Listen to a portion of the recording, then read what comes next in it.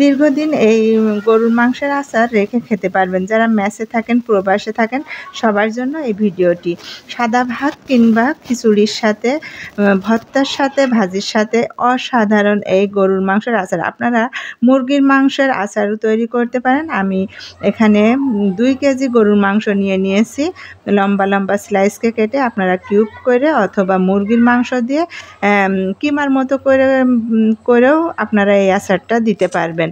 তো তার জন্য প্রথমে আমি 5 ফোড়ন, জিরা, গোলমরিচ, সরিষা এগুলো মিডিয়াম আঁচে ভেজে নিয়েছি। তো ভাজা হয়ে গেলে মরিচগুলো ভেজে নিচ্ছি, দেখতেই পারছেন। তারপরে আমি একটি কড়াই নিয়ে আধা কেজি মতো সরিষার তেল দিয়ে দিলাম, দেখতেই পেলেন। তো খুবই সুস্বাদু হয় এই আচারটি। এখানে শুকনো 5 ফোড়ন, তেজপাতা, এলাচ, দারচিনি, 2 মুঠ রসুনের কোয়া, 1 মুঠ শুকনা মরিচ দিয়ে একটু গরম করে নিচ্ছি ভালোভাবে তেলটা। তারপরে আদা রসুনের পেস্ট দিয়ে দিলাম 2 টেবিল চামচ।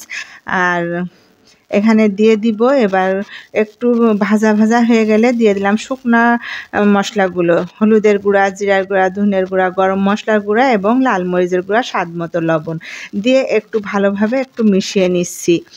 আর এই আচারটা খেতে এত মজার, আমার মেয়ের জন্য তৈরি করেছি।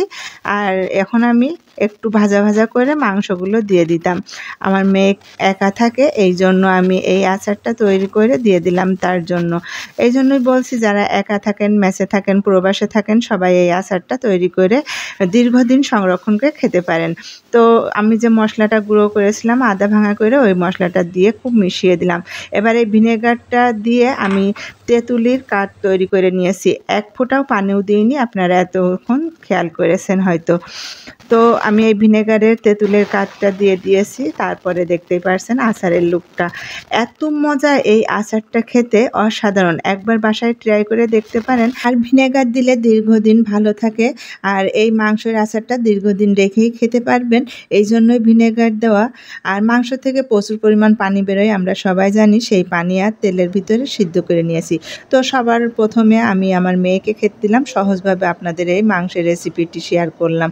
কেমন হয়েছে অবশ্যই কমেন্ট করে জানাতে পারেন। তো সর্বপ্রথম আমার মেয়ে খেয়ে অবশ্যই ভালো বলেছে যে আম্মু অসাধারণ হয়েছে, জাস্ট আমার কষ্টটা সার্থক হয়েছে। আপনারা এইভাবে বাসায় বানিয়ে খেতে পারেন। যারা আমাকে সাপোর্ট করেছেন তাদের অসংখ্য ধন্যবাদ। আর যারা সাপোর্ট করতে পারেননি, প্লিজ সম্পূর্ণ ভিডিওটি দেখে সাপোর্ট করতে পারেন।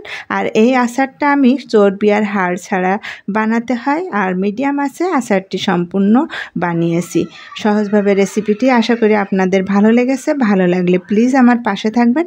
সবাই ভালো থাকবেন। আল্লাহ হাফেজ।